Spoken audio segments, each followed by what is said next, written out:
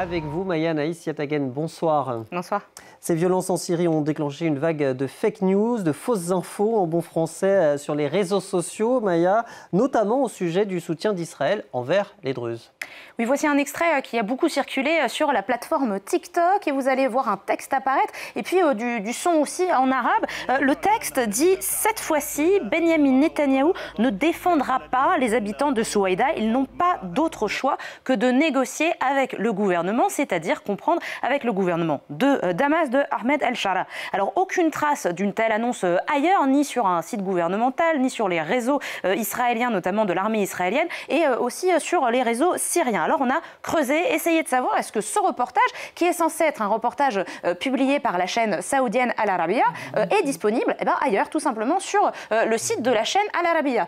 En fait, ça, vous le voyez, c'est une capture d'écran du véritable site. On reconnaît d'ailleurs même le présentateur en question, qui serait effectivement un présentateur de Al Arabiya. Sauf que cette vidéo, elle est issue en réalité de ce compte TikTok. Et vous le voyez, le nom d'utilisateur, il n'est pas très crédible. C'est user avec un nombre interminable derrière. Il se spécialiserait dans les actualités sur Iran et Israël. Et même s'il a eu 1636 followers, il y a un certain nombre de vidéos spécialisées autour donc de la question du news, de l'actualité. Et cet utilisateur reposte une vidéo, celle-ci, qui viendrait du compte Al Uruba News. Le problème, c'est que c'est toujours pas le nom d'utilisateur de Al Arabiya, la fameuse chaîne qui compte, elle, par contre, plus de 22 millions d'abonnés sur TikTok. Ça fait déjà un peu plus sérieux, c'est le compte vérifié que vous voyez grâce à la petite coche bleue ici. Et sur les réseaux de Al Arabiya, eh bien là, on peut retrouver une vidéo qui ressemble un peu. Ça va pas être exactement la même, vous me voyez venir, mais cette vidéo, elle reprend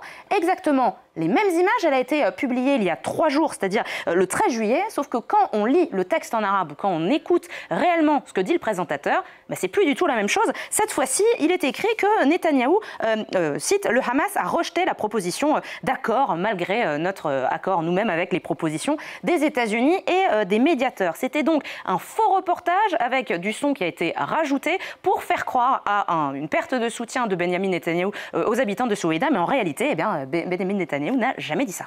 Alors Israël a bien fini par venir en aide aux Druzes. On a vu ces images de frappe. Est-ce à dire qu'elles sont fausses ?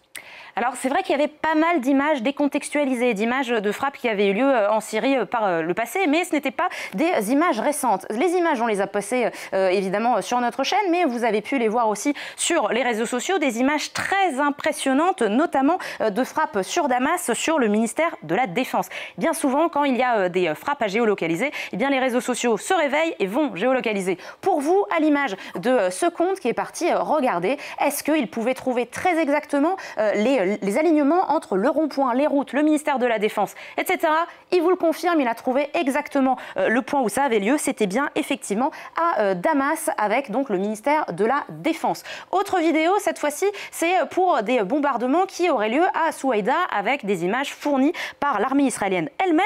L'armée israélienne qui précise qu'elle a touché des véhicules blindés, des camionnettes et j'en passe, ainsi que des positions de l'armée syrienne. Là aussi, sur les réseaux sociaux, un compte, celui-ci, précisément à récupérer des captures d'écran de cette vidéo pour repérer précisément la route, le rond-point et déterminer que effectivement c'était bien à Souaïda pour des frappes qui ont été largement dénoncées par la communauté internationale, mais Israël menace de continuer ses frappes contre les forces syriennes si elles ne quittent pas la zone qui est largement peuplée par des Druzes.